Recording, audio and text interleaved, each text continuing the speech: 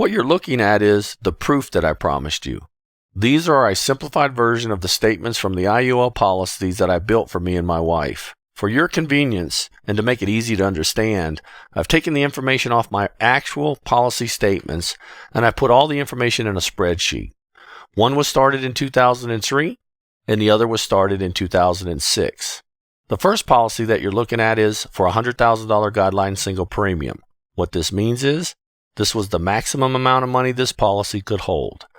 The second was $325,000. Because this is the largest policy, this is the one we're going to take a closer look at today. So here's the big question and the reason why you're here today. Why did I choose to use a life insurance policy over the stock market to protect and grow my money?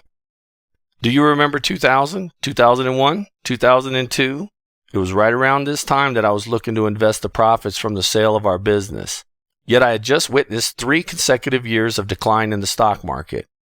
That had never happened before in my lifetime, and I wasn't about to risk our life savings speculating on what the stock market was going to do. After 2 years of studying, I was finally convinced that the Index Universal Life was a safe place to put our money, and that was in the year 2003. Everyone I knew was complaining about their retirement savings being decimated in the equity market. I still had all of our money from the sale of our business in a bank account because I opted not to expose it to any of the market risks. I'm risk adverse. So I started by sticking my toe in the water and I purchased a small Index Universal Life with a portion of our savings. I needed to prove to myself that the Index Universal Life product was really what I thought it was. When I purchased my second IUL, I was all in. I had verified my analysis with the first policy, and so I put all the rest of our money in the second policy. This has been by far the best financial decision I've ever made. Because of the lock-in and the reset of the IUL, which I'll teach you about a little bit later, I was not exposed to the market risk like most people were in 2008. I had no anxiety about losing any of our money. I slept like a baby. Let's review the truth and facts. How do we do that? We look at how the money performed historically. Remember how I proved in my book, math and money doesn't always work the same? So that you are comparing apples to apples on policy number 2, I have given you an example of what would have happened to my $325,000 if I would have invested in the equity market. The IUL information is on the top, and the equity account information is on the bottom. The comparison starts in 2006 and shows what my balances are by the end of 2014. These are the historical returns I would have received from an S&P 500 equity index with the dividends. I used a 12% tax rate, so no one would say I exaggerated the benefit of the IUL. I'm guessing your income tax or capital gains tax are double that. I'll leave that up to you to work your own numbers. I also used a 1% management fee.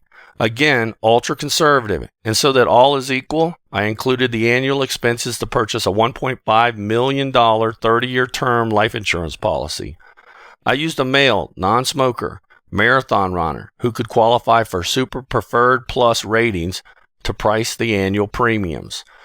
So if you make very little annual earnings to be in the lowest tax bracket, you can find an inexpensive money manager, and you're a marathon runner type person who can qualify for Super Preferred Plus health ratings, then these numbers are realistic. If not, the equity account would perform much differently. This is done so that no one could say that I exaggerated the benefits of the Index Universal Life product.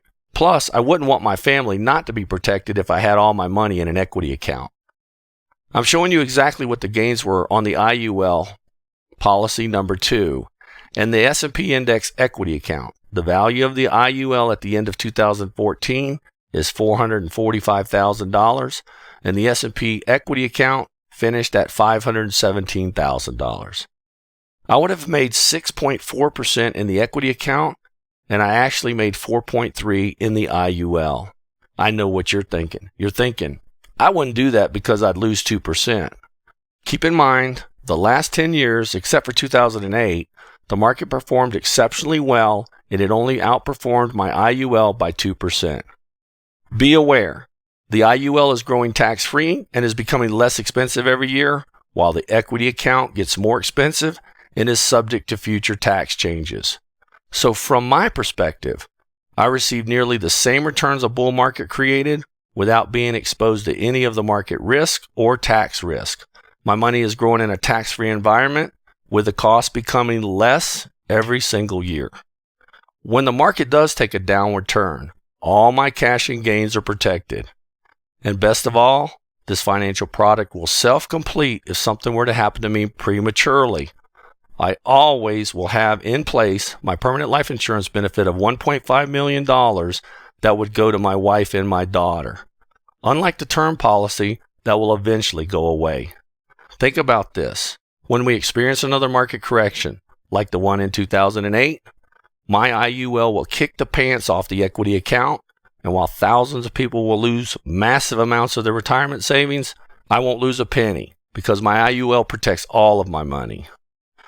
And that's exactly what I want for you and your family. Let that sink in for a moment. We've had an unbelievable run since 2009. How bad will the next correction be? This is something I believe you really need to ponder. Is the risk really worth chasing those extra few percentage points?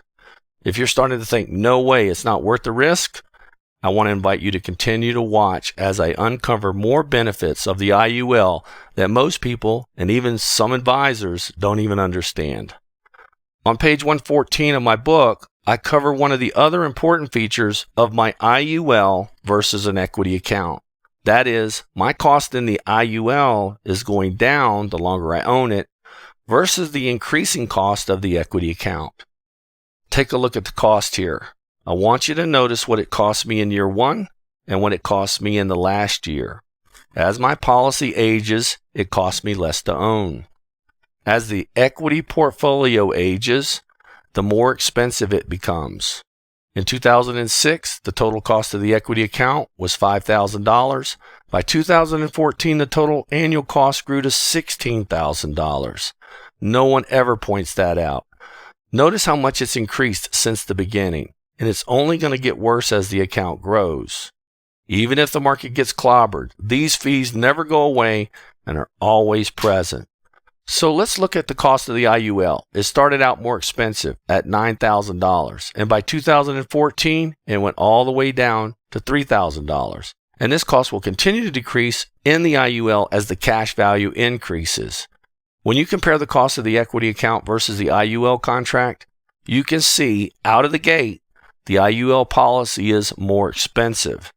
This is one of the reasons why most people will not even use these contracts for accumulation. They're not patient enough to wait to take advantage of the big decrease in annual cost. This happens when the earnings on the cash value are higher than the cost of the policy. Notice when this happens. It happens in year 4. So let me ask you a question. Where can you put your money and make all these things happen? I haven't seen anything other than an IUL. And that's why I call this my family financial miracle.